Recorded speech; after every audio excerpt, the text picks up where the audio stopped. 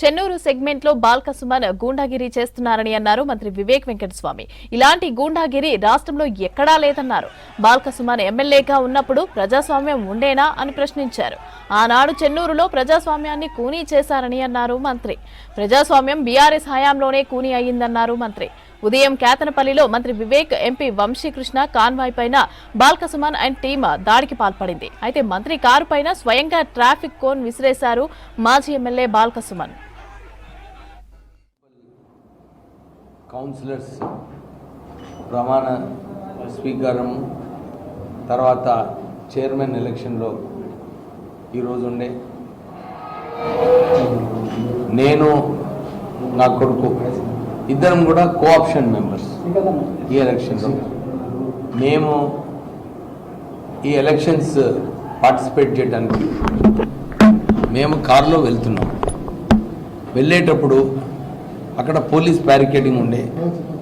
Police barricading దగ్గర మేము వెళ్ళినప్పుడు బాల్క సుమన్ ఒక 5 సంవత్సరాలు మెంబర్ ఆఫ్ పార్లమెంట్, ఒక 5 సంవత్సరాలు ఎమ్మెల్యేగా ఉండి ఆయన ఎందుకు మా మీద దాడి చేసిండో అర్థం కాలేదు.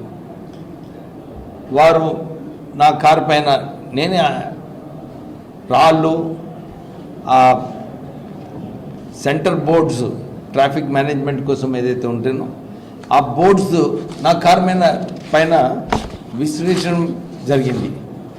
నిజంగానే ఇది ఫోటోగ్రాఫ్ మీరు చూస్తే ఇది అసలు మేము అక్కడ పోయినప్పుడు స్ట్రేట్ పోతున్నాం. మేము ఎక్కడ గొడవ లేదు, ఏం లేదు యాక్చువల్లీ. కానీ ఆయనని రాళ్ళు తీసుకొని కొట్టడము, పాపము ఆ గొడవలో ఒక పోలీస్ కానిస్టేబుల్కి గాయాలయ్యి పాపం ఎన్ని సూచేసుకొని ఆయన హాస్పిటల్లో ఉన్నాడు. ఇద్దరికి గాయాలు జరిగినాయి. ఆయననేమో వారం రోజుల నుంచి అన్ని చోట్ల చెప్తున్నాడు ప్రజాస్వామ్యం కూని అయింది, ప్రజాస్వామ్యం కూని అయిందని. నేను వారికి ఒకటే ప్రశ్న నాది, మీరు ఈసారి మున్సిపల్ ఎలక్షన్స్ మన చెన్నూరులో కైతాన్పల్లిలో ఎలక్షన్స్ జరిగినాయి. ఎవరైనా కంప్లైంట్ చేసిండ్రా? మాకు ఫోర్సబుల్లీ విత్డ్రా చేపిస్తున్నాడు. అన్ని చోట్ల కూడా ఎలక్షన్స్ అయినాయి. ఎక్కడ కూడా యునానిమస్ అయ్యే పరిస్థితి లేకుండే. కానీ వారి హయాంలో మీకు తెలుసు ఎలక్షన్స్ లేకుండా అప్పుడు జులుం చేసి వారిని విత్డ్రా చేయించడము, పైసలు విచ్చలవిడిగా ఇచ్చి విత్డ్రా చేయించడము, అసలు ప్రజాస్వామ్యం కూని చేసింది ఆయననే. మొన్న ఎలక్షన్లో ఆ పోయిన సంవత్సరం 5 years బ్యాక్ మున్సిపల్ ఎలక్షన్స్లో వారు ఏదైతే దౌర్జన్యం చేసిండ్రో వారికి అది అర్థమవుతుంది. ఎందుకంటే ఇంత మంచిగా ఎలక్షన్స్ అని మన ఎలక్షన్లో కూడా మీరు చూస్తున్నారు. ఎక్కడన్నా టీఆర్ఎస్ వాళ్ళు ఏమైనా కంప్లైంట్ చేసిండ్రా? ఎవరిపైన కంప్లైంట్ చేసిండ్రా? ఇప్పుడు కైతాన్పల్లిలో కూడా వాళ్ళు ఇంతమంది గెలిచిందంటేనే అదే నిదర్శనం అన్నమాట, ఎలక్షన్స్ ఫ్రీ అండ్ ఫేర్ జరిగినాయని. తర్వాత ఆయనే ప్రెస్కి పోయి ఆయనే చెప్తున్నాడు వివేక్ మా పైన దాడి చేస్తున్నారు. మీరు అందరు కూడా గమనించాలి. ఎక్కడైనా వారికి ఇన్ని క్యాంపులు పెట్టిండ్రు. టీఆర్ఎస్ హయాంలో ఏమైంది?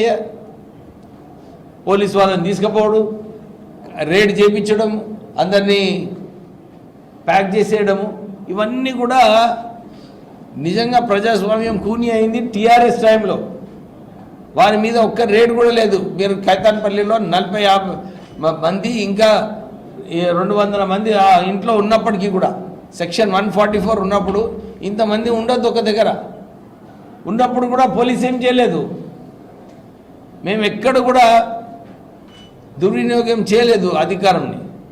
కానీ వారు కావాలని మా మీద అటాక్ చేసి మళ్ళీ పోలింగ్ మా కౌన్సిల్ హాల్లో వెళ్ళినప్పుడు కూడా అక్కడ కూడా ప్రమాణ స్వీకారం అయిన తర్వాత మా కార్పొరేట్ కౌన్సిలర్స్ పైన దాడి చేస్తే ఇక వాయిదా అయితేనే మేము బయటకు వచ్చినాం. మేము ఇదే ప్రశ్నిస్తున్నాం. నిజంగానే పోలీసు వాళ్ళు దీన్ని సీరియస్గా తీసుకోవాలి. ఎట్లా బాల్క సుమన్ ఫోటోలు స్పష్టంగా కనబడుతున్నాయి. వారు దాడి చేసినట్టు ఇక్కడ చూడండి మంచిగా. అసలు ఏం గొడవ కాలేదు. మేము మా కార్లో పోతున్నాము, మా కార్ని అటాక్ చేసేది ఏం అవసరం ఉంది? అసలు నాకు ఇప్పుడు గుర్తొస్తుంది, టీఆర్ఎస్ పార్టీలో 10 సంవత్సరాలు ఏదైతే జులుం చేసినారో మీ అందరు తెలుసు. మన కోదండరామ్ గారు వారు తెలంగాణ ఉద్యమంలో కీలకమైన పాత్ర వేశారు. వారి ఇంటిపైన మధ్యరాత్రి పోయి ఆయన తలుపులు పలగొట్టి ఆయనను గుంజి ఇవన్నీ చేసింది టీఆర్ఎస్ పార్టీ కాదా అని చెప్పి నేను క్వశ్చన్ చేస్తున్నాను.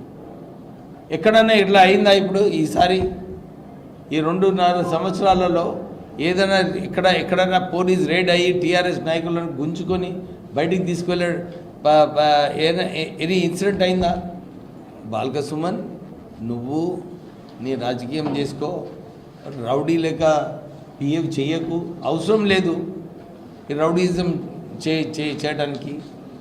ఎక్కడ కూడా నేను 2.5 సంవత్సరాలు అవుతుంది ఎమ్మెల్యే అయిన తర్వాత ఒక్క టీఆర్ఎస్ నాయకుడు నన్ను అరెస్ట్ చేయించిన చెన్నూరులో చెప్పండి. మీరు ప్రెస్ వాళ్ళు మీరు అందరు తెలుసు కదా, ఆయన ఎంతమందిని చేయించిండు అరెస్టు మీరు చెప్పండి. ఫ్రస్ట్రేషన్లో ఓడిపోయిన ఫ్రస్ట్రేషన్లో ఆయన ఇష్టం వచ్చినట్టు చేస్తున్నాడు. ఈసారి కూడా కైతాన్పల్లిలో కేవలం సిపిఐ వాళ్ళు సపోర్ట్ చేసినందుకు కొన్ని సీట్లు గెలిచిన కానీ లేకుంటే ఉండకపోయేది. వారి పరిస్థితి అట్లనే ఉండేది, ఇంకా ఫ్రస్ట్రేషన్లో పోయేది. కానీ ప్రజాస్వామ్యం కూని చేసింది వాళ్ళు.